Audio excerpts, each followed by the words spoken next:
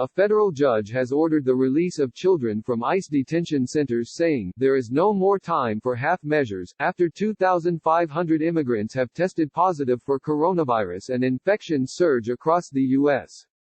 Judge Dolly M.G. of the U.S. District Court for the Central District of California ruled Friday that migrant children be freed from the 3 family detention centers in Texas and Pennsylvania with all deliberate speed, because of the risks of contracting the deadly virus.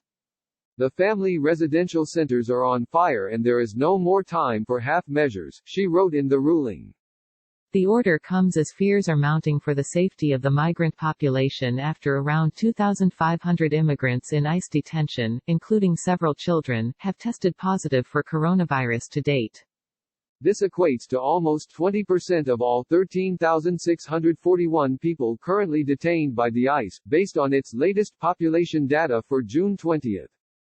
G ordered that migrant children held in Berks in Pennsylvania, South Texas, Dilley, and Karnes County family residential centers in Texas be released by July 17 after some tested positive for the deadly virus.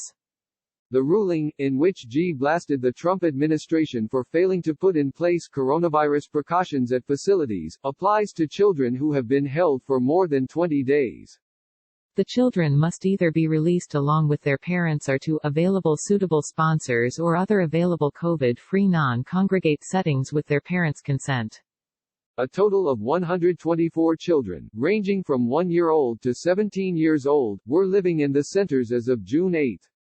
This marks the first time a court set a specific deadline rather than simply ordering the prompt release of children in family detention if their parents designated a guardian in the U.S. to take custody. Peter Shea, counsel for the class of detained children, said many families would choose to send their children to guardians in the U.S. than have them return with them to home countries where they could be kidnapped, beaten and killed. Some detained parents facing deportation brought their children to this country to save them from rampant violence in their home countries and would prefer to see their child released to relatives here rather than being deported with the parent to countries where children are routinely kidnapped, beaten and killed, he said. Concerns have been building that detention centers could be hotbeds for the virus due to the high volumes of people living in cramped conditions. Cases are surging across the U.S. with the number of infections rising by nearly 40,000 on Thursday, marking the largest single-day increase since the pandemic started. Deaths from COVID-19 have now topped 125,000 and states in the South and West, including hard-hit Texas, are hitting record levels of cases and hospitalizations. Fears for the migrant population have been realized, with several cases confirmed at facilities up and down the country. The ICE said it has released around 900 vulnerable people and reduced the number of people in each of its 137 detention facilities to try to limit the risk of outbreaks. At least 11 children and parents at the Karnes City facility have been confirmed to have the virus, while an unknown number of migrants at Dilley are awaiting test results after staff members tested positive. G's ruling comes 1 month after House Democratic lawmakers called on the Trump administration to answer to allegations that the ICE was forcing detained families to choose between staying with their children or releasing them. Similar accounts were shared by people across the 3 family centers. The administration must stop using this public health crisis as a means for implementing unlawful and inhumane immigration policies, the letter from the Democrats read.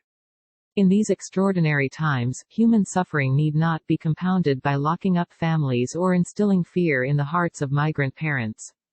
The ICE denied separating parents from their children, pursuant to binary choice. G oversees compliance with the Flores Settlement Agreement, which sets limits on the length of time and conditions under which children can be incarcerated in immigration detention. In September 2018, the Trump administration sought to end the agreement, including that children must be transferred to a non-secure, licensed facility within 3 to 5 days of detention, or up to 20 days in times of emergency, and instead allow children to be detained for longer. G blocked the attempts, which are now going through the appeals courts.